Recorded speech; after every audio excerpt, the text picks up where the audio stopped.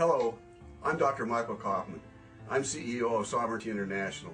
We're involved in international issues such as the global warming climate change issue, trying to understand exactly what's going on both sides of the issue. In fact, we think it's extremely important that policymakers and the people that are involved fully understand both sides of an issue before policy is actually formulated. Tragically, that's not happening in the global warming issue. We're only seeing one side of this issue being presented, and it's the fact that man supposedly is causing global warming. What we hope to do here today is to examine the other side and show you the evidence and from the scientists themselves that global warming is not necessarily caused by man. In fact, the overwhelming evidence, we believe, is that it's a part of a natural cycle. One of the ways that we can do this is to contrast what Al Gore says in his Inconvenient Truth with what other scientists are actually saying.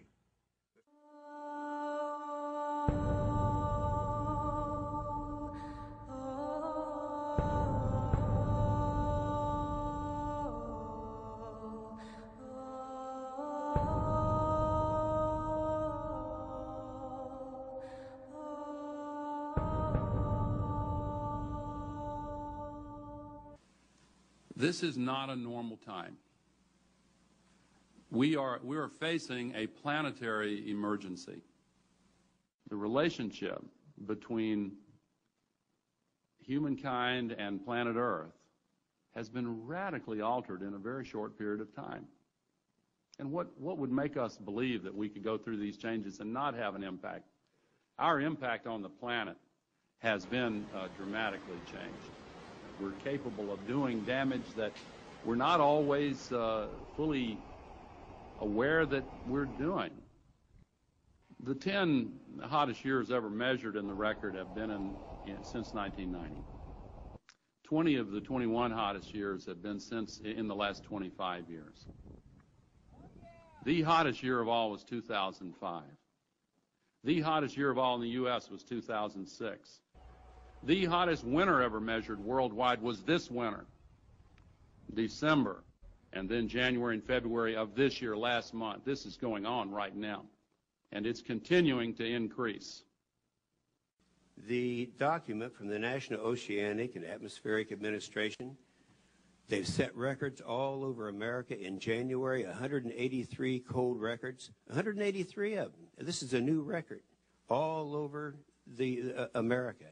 Good evening, everyone. We begin with a spring chill that is extending tonight from the Northeast to Texas, threatening to put many a holiday observance on ice.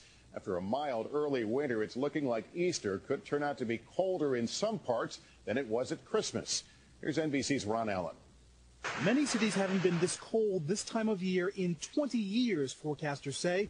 And before that, for some places, it's back another 100 years. It felt more like Christmas holiday weather than Easter, especially in the East, where Washington's cherry blossoms were especially white.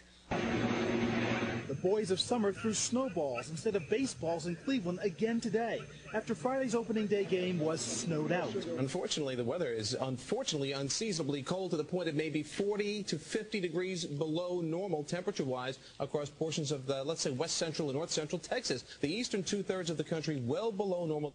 Many things we thought we knew about the climate system just a few years ago are now proving to be highly uncertain or quite mistaken. For whatever reason, right now, it becomes quite newsworthy to go out and tell people that we are about to have apocalyptic climate changes. And the second you make that pronouncement, it's easy to go around the world and find examples to support your viewpoint. But it would have always been easy. There would be no time in Earth history when you would not have been able to go around the world and find damaging hurricanes and tornadoes and whatever. They are not linked to the buildup of greenhouse gases. When people say we don't believe in global warming, I say, no, I believe in global warming. I don't believe that human CO2 is causing that warming. You can't say that CO2 will drive climate. It certainly never did in the past. They have not established that greenhouse gases are warming the Earth. I've often heard it said that there is a consensus of thousands of scientists on the global warming issue and that humans are causing a catastrophic change to the climate system. Well, I am one scientist, and there are many that simply think that is not true. The IPCC is a political organisation set up by the United Nations to provide evidence to support the Framework Convention on Climate Change, which has been signed by governments. It is entirely political. And to build the number up to 2,500, they have to start taking reviewers and government people and so on, anyone who ever came close to them. And none of them are asked to agree. Many of them disagree. That since no scientist disagrees, you shouldn't disagree either. But that, whenever you hear that in science, that's pure propaganda. This cuts right at the heart of national sovereignty of the United States of America. We, in essence, would be saying we would allow an international body to come in and dictate to our industries, our businesses, our people, what they could do and what they couldn't do. Use of what energy, which sources of energy, the cost of energy. This is an awakening call, that we are facing a battle against those that want to destroy a great United States of America. All these treaties are dangerous attacks on American freedoms, national security, land ownership, and private property. Every one of these treaties involves setting up a new global bureaucracy that would have some kind of obnoxious control over American citizens, or our families, or our schools, or our businesses, or our use of natural resources and energy, or our land. And together they add up to what is meant by global governance. Yes, Senator, it's a global problem and it has to be solved with a global strategy. But this is the rare but all-important global or strategic problem.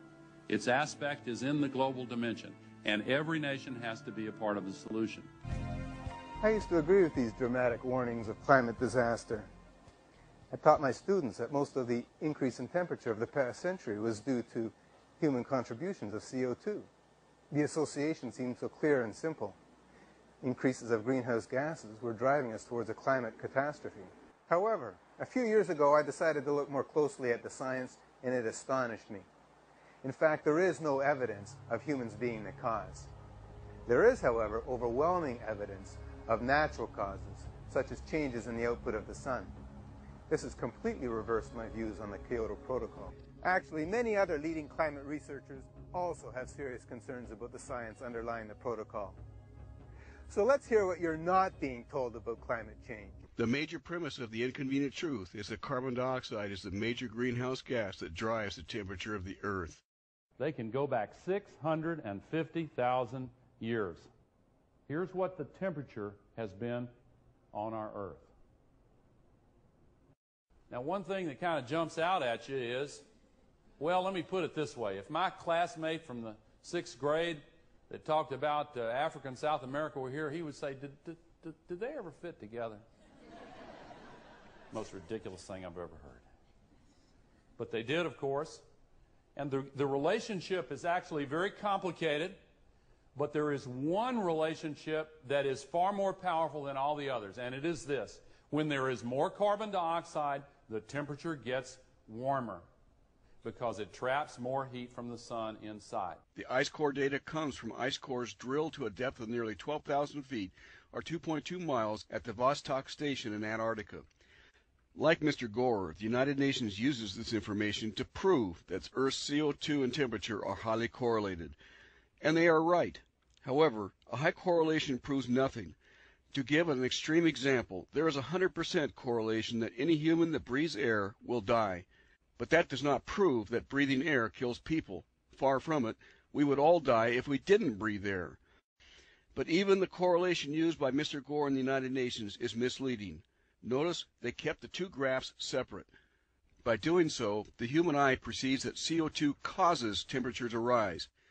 However, when the temperature graph is superimposed over the CO2 graph, it becomes apparent that CO2 tends to follow temperature, not precede it, strongly suggesting that the CO2 does not cause the temperature to change, but the temperature causes CO2 to change. This point was made extremely well by London, England's Channel 4 in a documentary they produced called The Great Global Warming Swindle. Well, here we're looking at the ice core record from Vostok, and in the red we see temperature going up from early time to later time at a very key interval when we came out of a glaciation. And we see the temperature going up, and then we see the CO2 coming up. CO2 lags behind that increase. It's got an 800-year